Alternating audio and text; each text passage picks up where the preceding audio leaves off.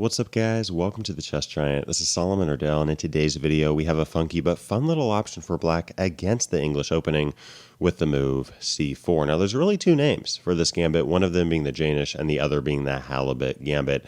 Shout out to my guy Tyrell for asking me to cover this crazy opening, which starts off with the blunderous looking move b5. The reason I call this a blunderous looking move is because we just had 20 possible moves and we chose the single option that simply gives white material. There was no other move here that gives white a free piece or a free pawn. Now guys, this is not a top tier opening, okay? So don't start playing this against GMs and then telling me it ain't working, all right? However, this is a surprisingly fun option that can give you some very unique positions and a chance to fight for the win, especially with faster time controls.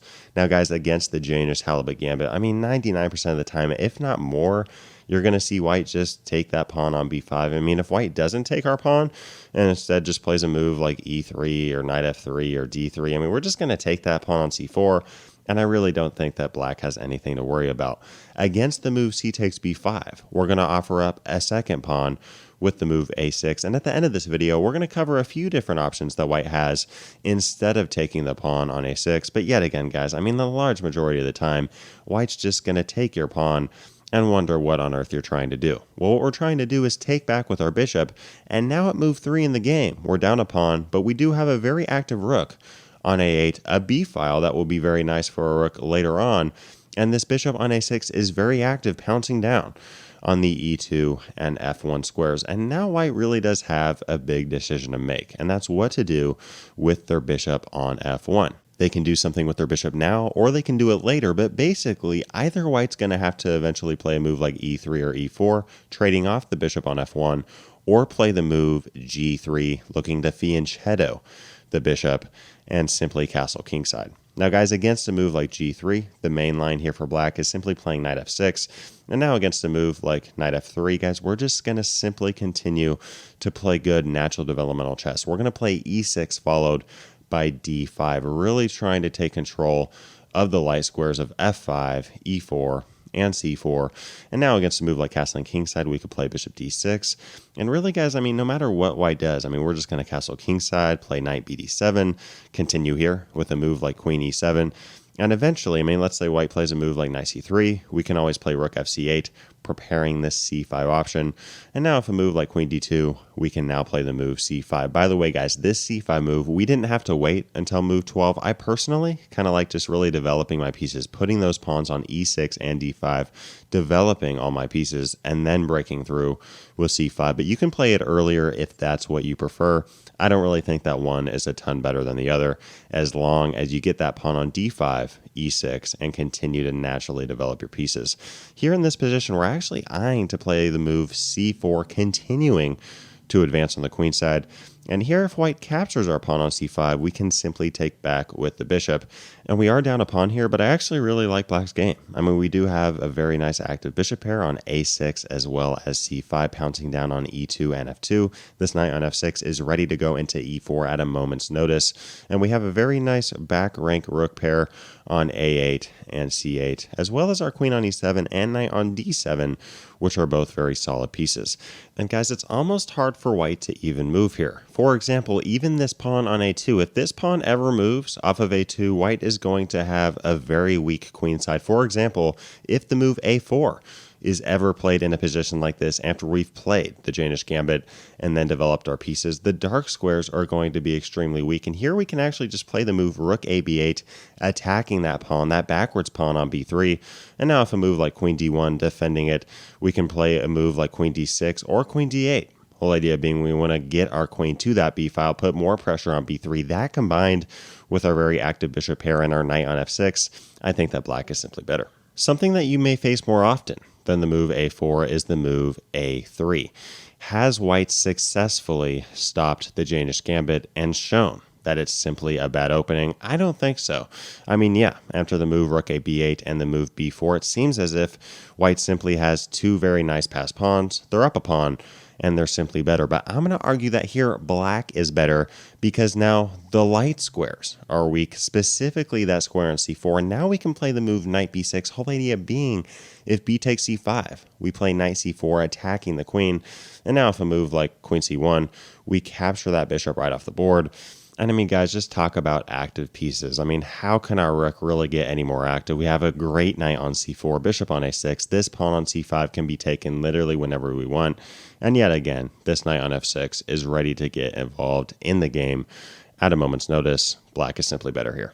So guys, going back to this position following the move bishop takes c5, it's going to be really hard for white to really expand these pawns on the queen side of the board really at all. I mean, if the move a4, the dark squares are going to be weak. And if the move a3 is played, trying to play b4, the light squares are going to be weak. What about a move like rook fc1? I mean, this seems like a good logical move. This rook on c1 is more active than it was on that f1 square. But now, guys, this really shows just how powerful our bishop pair on c5 and e2 really can be, as well as our knight on f6, because in this position, we now have a bishop takes f2 check idea. Whole idea being after a king takes f2, we're going to snatch that knight right off the board. And this is a very intriguing position for me because white can take this rook 3 different ways. They can take with the queen, rook, or bishop, but in any case, we're simply able to play knight e4, checking the king and the queen on d2 or c3 if the queen ended up taking that rook, and we're simply going to win a queen there. So here white really needs to play a move like king g1. And now against this, we can either take the rook on c1, or we can just play a move back like rook c8. I would probably, personally, hold on to the rooks, play a move like rook c8, continue with good chess like e5, h6, queen d6. We have a somewhat even game, and I think that black has the better position from a practical standpoint.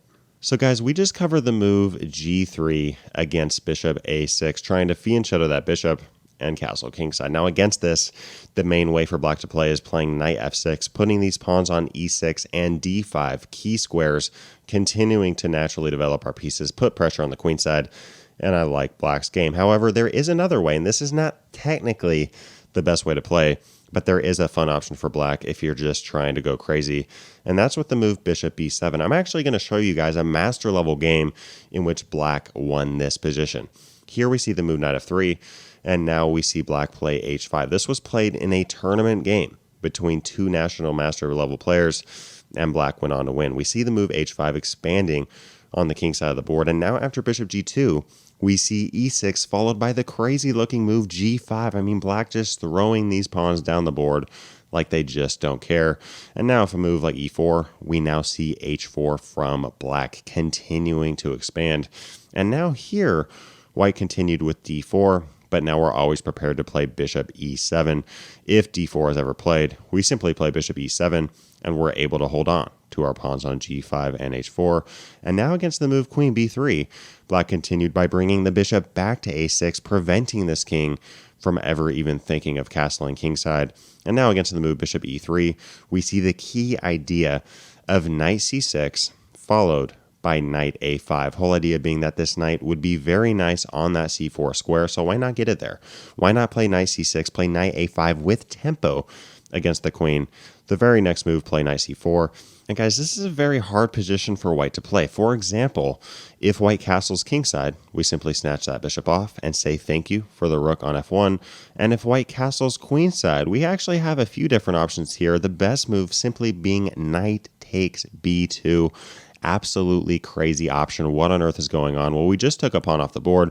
We're attacking a3 and we're attacking the rook on d1. So really white does have to take this knight. Let's first cover what happens if king takes b2 is played.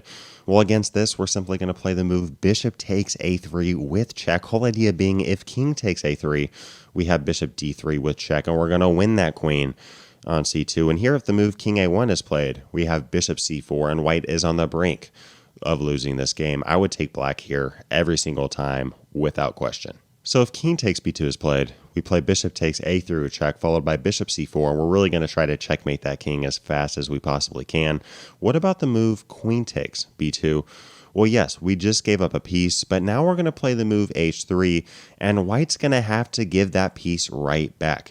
If white doesn't take the pawn on h3, giving that piece right back, and instead plays bishop f1, we simply capture that bishop. Whole idea being the very next move, we capture that pawn on a3, and we pin the queen to the king on c1. This position is resignable for white. Now, guys, I do want to mention, going back to this knight c4 move, white does not have to castle queenside, right? I mean, I really think the best option here for white is just to keep the king in the center and just really try to trade down. Play a move like bishop f1, play a move like knight d2, try to trade down material and try to hold on to the extra pawn. I do think that, technically speaking, white is simply better here. Another thing that really isn't in black's favor is that these pawns are very overextended on g5 and h4, and it's making development a little bit hard. I mean, for example, knight f6 can rarely be played because the pawn on g5 simply falls.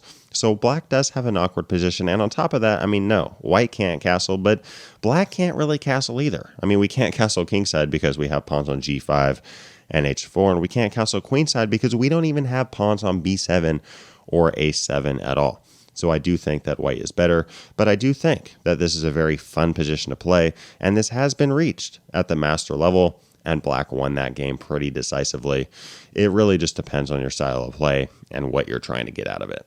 So guys, that covers the move g3. White simply trying to fee and shadow this bishop, and against this, I mean, the main option for black is just to play knight f6, continue with e6, d5, put those pawns on those key squares, continue to develop the pieces, and black has a very solid game there. And another fun option that you can use, especially in faster time controls, is bringing that bishop back to b7 against g3, and then throwing your pawns down with h5, g5, h4, g4, h3, you get the point. Just throwing your pawns down the queen side of the board like you just don't care.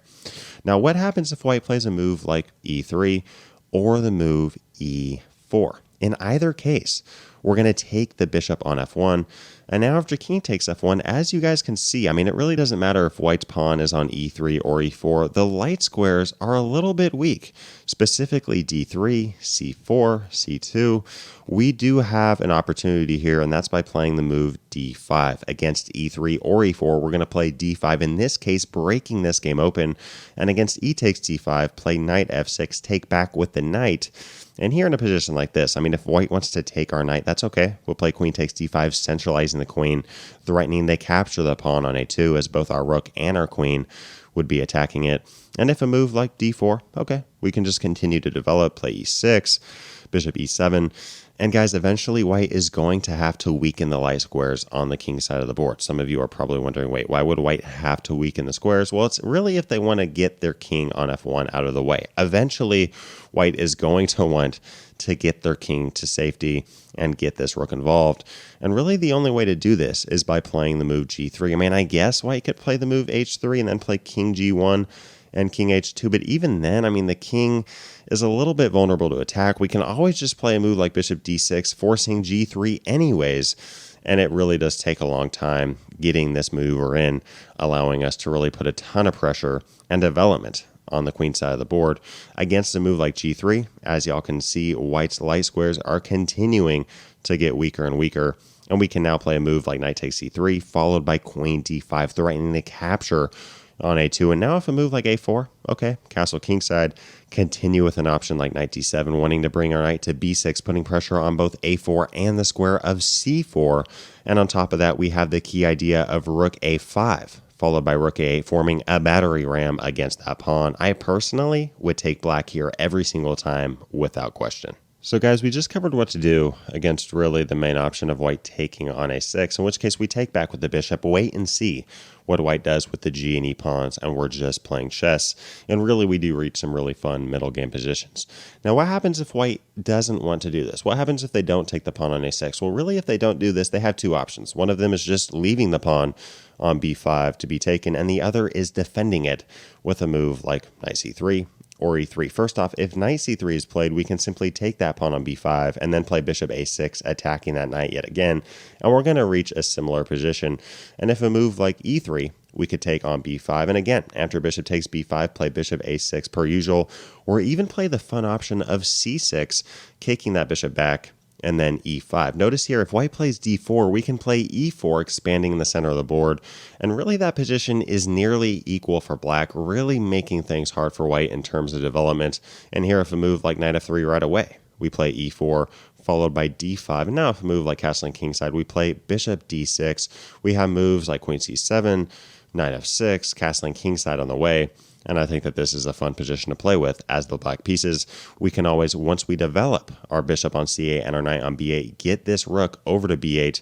And in a lot of ways, we're going to have a Banco Gambit type position. We're going to be down a pawn, but two very active rooks on a8 and b8, some pressure on the king side, and we're just playing chess. And guys, the last but not least, what happens if white just leaves the pawn on b5 and plays a move like d4? This has been played before. Well, against this, we're simply going to take that pawn on b5. And now against a move like e4, white simply trying to expand in the center of the board, making us look silly for playing this move b5. I don't know if you guys have ever heard of the orangutan opening or the Polish opening for white. It's really when white plays the move b4 at move 1. But really here we have an improved Polish opening type position. I mean, we have our pawn on b5, but on top of that, we traded our pawn on a7 for the pawn on a2, which I think is a very good deal for us. And yeah, we can play against the move e4 by playing bishop b7, saying, look, if you want to take my pawn, I'll take yours. If you want to play a move like d5, okay, I'll play knight f6. If you want to win my pawn, okay, I'll take the pawn on e4 yet again. And now if a move like knight d2, we play c6, and I really don't think that black has anything to worry about here. In fact, black has a minus 0.5 advantage here, according to the computer. Thanks for watching today's video. If you'd like to learn more on the Polish opening, which I just mentioned, and in a lot of ways is pretty similar to the Jaenisch Gambit, click the video to the left. If you'd like to see our entire openings playlist, click that video to the right. Leave a comment below to let me know what other videos you'd like to see covered on this channel. And as always, I appreciate you guys. Thanks for watching. Peace.